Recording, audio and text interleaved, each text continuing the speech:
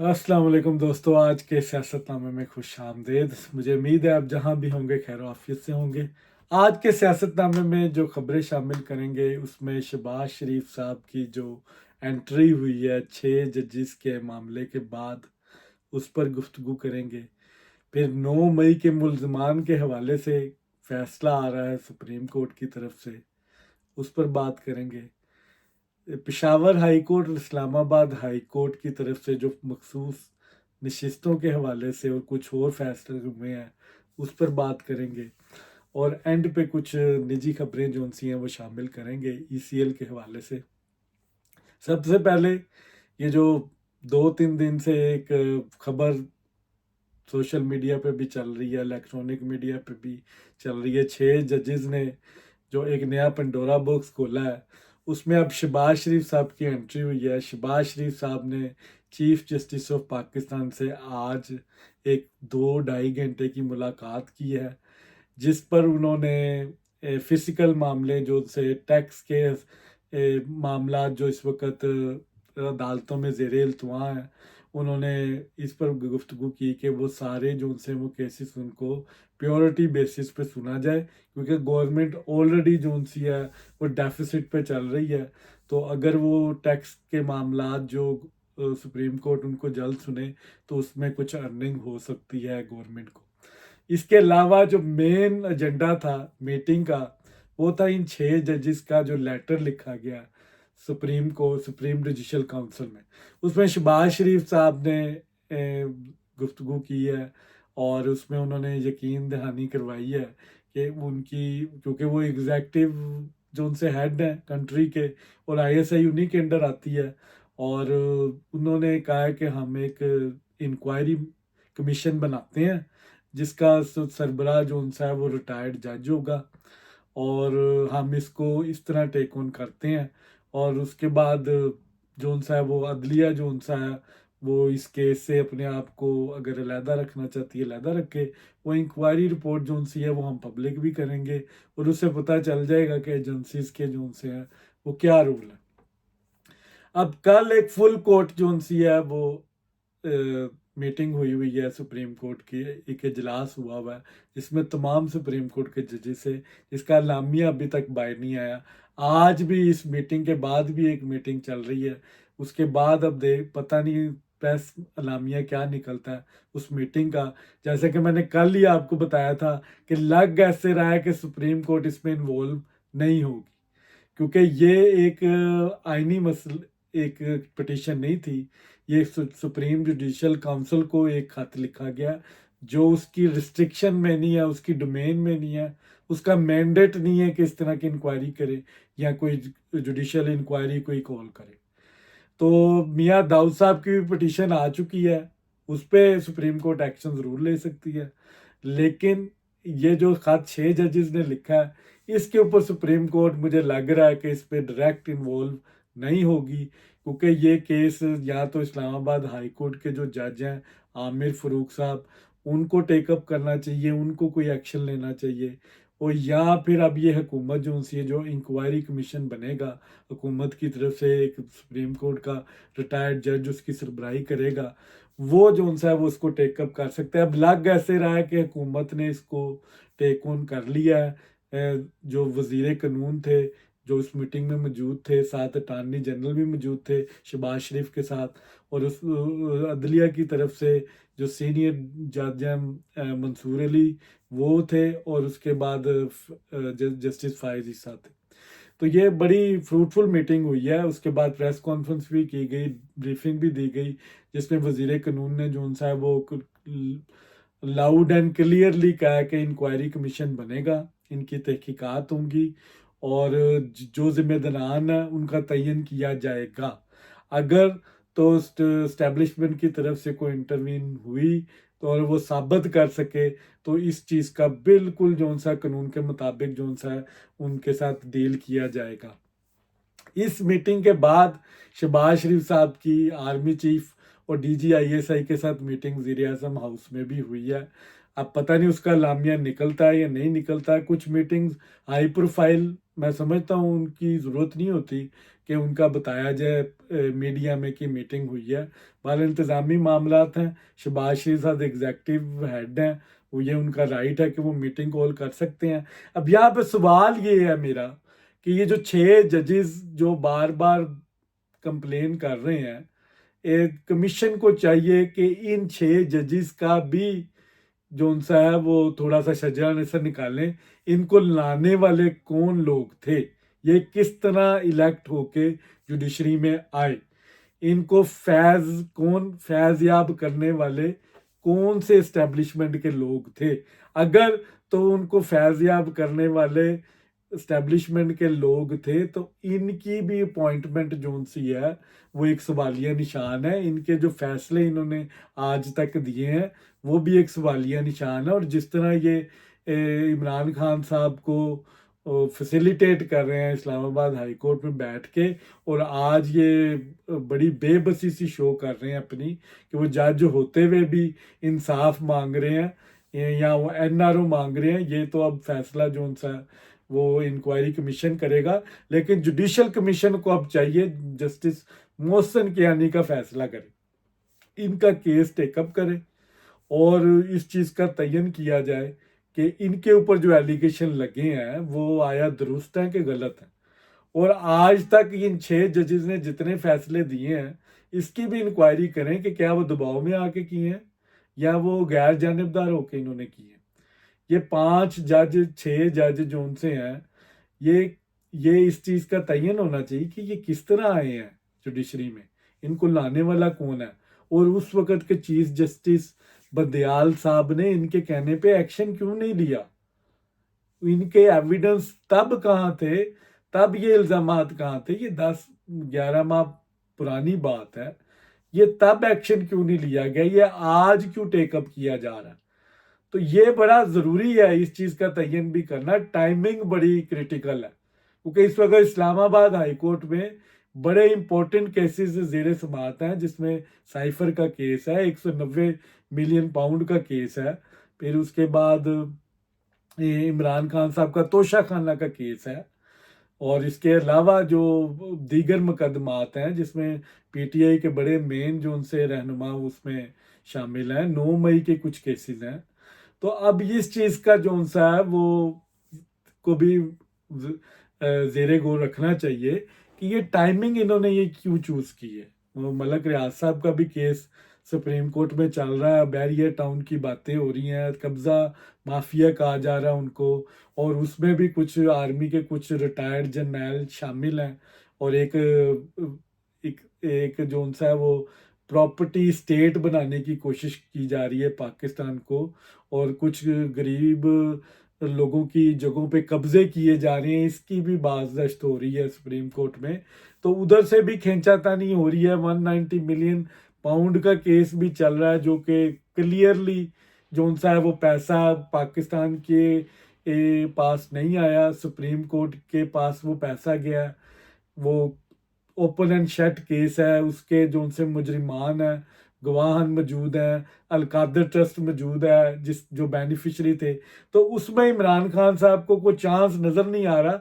तो ये भी एक साजिश है कि इन जजेस की तरफ से, क्योंकि ये किसी के आलाकार होंगे ऑब्वियसली, अगर माजी में ये फैसले देते रहे इमरान खान साहब को या इस्टेब्लिशमेंट के कहने पे, तो आज ये क्यों डिस्कम्फर्ट है, आज ये खुद क्यों नहीं एक्शन लेते, खुद क्यों नहीं उनको बुलाते, खुद क्यों नहीं कि उनके ऊपर तौहीन अदालत लगाते।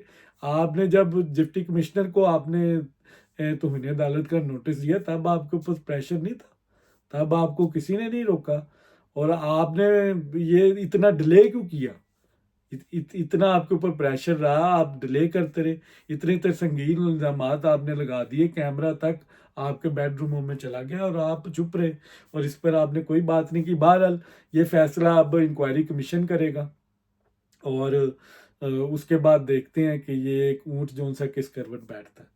अब 9 मई के मुल्जमान के हवाले से सुप्रीम कोर्ट में जो असुद्दीन जो उनसे इसकी सरबराही कर रहे थे, इस बेंच की, 6 रुकनी बेंच की, उन्होंने आज क्लियरली जो उनसे है वो अटॉर्नी जनरल साहब को हिदायत दे दी है कि हम एक ऑर्डर जारी करते हैं जिसमें जो फौजी अदालतों की तरफ से जो सज़ाएँ हैं वो सुनाई जाएं, वो सज़ाएँ सुनाई जाएं जिनकी मुद्दत ईद से पहले पहले जो रिहा होने के काबिल है। यानी कि वो उन्होंने फिगर दिया अटॉर्नी जनरल ने कि वो 20 से 22 जून से हैं, 25 जून से लोग हैं जो ईद से पहले रिहा हो सकते हैं, वो ऑलरेडी अपनी सज़ा काट चुके हैं या वो शॉर्ट सेंटेंस उनको सज़ा हुई थी। तो ये जो सुप्रीम कोर्ट के जजेस हैं उन्होंने ये छोटा सा एक डिसेंडिंग जो उनसा ऑर्डर दिया है कि आप जो फौजी अदालतें हैं वो इन लोगों के फैसले सुना दें ताकि इनकी इससे पहले रिहाई हो जाए। बाकी जो उनसे जो संगीन जिनके ऊपर मुकदमात हैं उनका केस हम टेकअप कर लेंगे और वो चलता रहेगा। तो ये थी 9 मई के हवाले से। 9 मई के हवाले से एक और जो उनसा वो खबर है, जो 5 लोग सुप्रीम कोर्ट ने जिनको जो उनसा है वो जमानत दी थी, जिनको ऊपर मार्क्स दिए थे सुप्रीम कोर्ट के जजेस ने कि जी इनके ऊपर इंसदाद दहशतगर्दी की दफात कैसे लग गई। इंसदाद दहशतगर्दी तो होती है जो पेशावर स्कूल में जो हमला हुआ या जो बॉर्डर्स पे जो हमला होता है उसको इंसदाद दहशतगर्दी कहते हैं, या जुडिशल कम्प्लेक्स में जो वकीलों के ऊपर हमला हुआ वो दहशतगर्दी थी। अब ये फ़ौज की तनसीबात पर जो उनसा अटैक हुआ ये कहाँ से दहशतगर्दी हो गई। तो उन 5 मुल्ज़िमान को जो रियासत ने जो दोबारा एमपीओ के तहत जो उनसे दोबारा उनको गिरफ्तार कर लिया। ये 5 मुल्ज़िमान जो उनसे थे उनको एमपीओ के तहत गिरफ्तार किया गया, न्यू टाउन में मुकदमा दर्ज किया गया और इन 5 को दोबारा दर लिया गया। अब इससे तासुर ये मिल रहा है कि सुप्रीम कोर्ट बेशक ये छोड़ दे 9 मई के मुल्ज़िमान को, लेकिन इस्टेब्लिशमेंट और रियासत इनको शायद छोड़ेगी नहीं। सनम जवेद जिस तरह दोबारा गिरफ्तार हो गई है, उसको रिहाई मिली लेकिन वो दोबारा गिरफ्तारी हो गई। इससे पहले परवेज़ लाई साहब कोई रिकॉर्ड तो गिरफ्तारियां हुई, रिकॉर्ड मैं कहता हूँ उस बंदे के साथ जो हुआ वो तारीख में किसी के साथ नहीं हुआ। उसको किसी ना किसी केस में धर लिया गया। फिर उसके बाद फवाद चौधरी की एग्जांपल आपके सामने है कि वो कितनी दफ़ा उनको रिहाई हुई लेकिन वो आज भी जेल में जो उनसे हैं वो सड़े हैं, क्योंकि इससे क्लियरली नज़र आ रहा है कि आप अदालत से तो फैज़याब हो सकते हैं लेकिन रियासत से नहीं हो सकते, क्योंकि रियासत में वो एलिमेंट मौजूद नहीं है फ़िलहाल जो आपको अदालत से फैसिलिटेशन मिल रही थी। और ये प्लांटेशन जो हुई है जुडिशल प्लांटेशन, ये वही 2018 से चल रही है जो इस्टेब्लिशमेंट की तरफ से हुई थी और इनको मुसलसल रिलीफ मिल रहा है और आज की डेट तक मिल रहा है। और ये 6 जजेस ने ये पंडोरा बॉक्स खोल दिया है और अब इस चीज़ का भी फैसला हो जाएगा कि असल में सहूलतकार जो सा है वो कौन है, वो किन्होंने इनको लॉन्च किया, कौन इनको लाने वाले थे और इनके जो फैसले थे वो कितने जो उनसे हैं वो मुनसिफाना थे। अब आज की जो दूसरी बड़ी खबर है मखसूस नशिस्तों के हवाले से, पेशावर हाई कोर्ट ने और इलेक्शन कमीशन ने, मैं आपको कह रहा था कि इलेक्शन कमीशन हैट्रिक करेगी इस मामले में। इलेक्शन कमीशन ने अपना महफूज फैसला सुना दिया। 24 लोगों को जो केपी के मखसूस नशिस्तों पे इलेक्ट हुए हैं, जिनको इलेक्शन कमीशन ने नोटिफाई किया है, उनको 2 अप्रैल से पहले पहले स्पीकर केपी को ये हदायत जारी की गई हैं कि आपने इनका हलफ लेना है और ये इलेक्शन तब तक नहीं होगा सेनेट का जब तक ये 24 लोग हलफ नहीं उठाएंगे। अगर आप ऐसा नहीं करते इलेक्शन को मुलतवी किया जाएगा और आपको संगीन नताइज जो उनसे हैं वो भुगतने पड़ेंगे। क्लियर एंड लाउड मैसेज चला गया। अब केपी असम्बली के पास कोई चारा नहीं है। पेशावर हाई कोर्ट भी इस पे वर्डिक्ट दे चुका है कि आपको इन लोगों को शामिल करना चाहिए, इसके बगैर इलेक्शन ना करना जो उनसा है वो गैर इंसाफ़ी है, ना इंसाफ़ी है, सॉरी। तो अब ये क्लियरली केपी की असम्बली के पास अब कोई चारा नहीं बचा, सारे हरबे उन्होंने यूज़ कर लिए, आईनी गैर आईनी। अब इसी वजह से गौहर खान साहब ने ये अंदिया दिया है कि वो लिस्ट जो सेनेट की जो ये इनको लग रहा था 11 सेनेट का इलेक्शन है, 11 सीटों पे 9 इनको था कि वो जीत जाएंगे। अब अगर ये 24 लोग हलफ उठा लेते हैं और इलेक्शन जो अब नया इलेक्शन होगा उसमें अब 5 से 6 सीटें पीटीआई को मिल रही हैं। अब वो 9 सीटों वाला चक्कर ख़त्म हो गया और अपोजिशन भी तकरीबन 5 से 6 सीटें निकाल लेगी।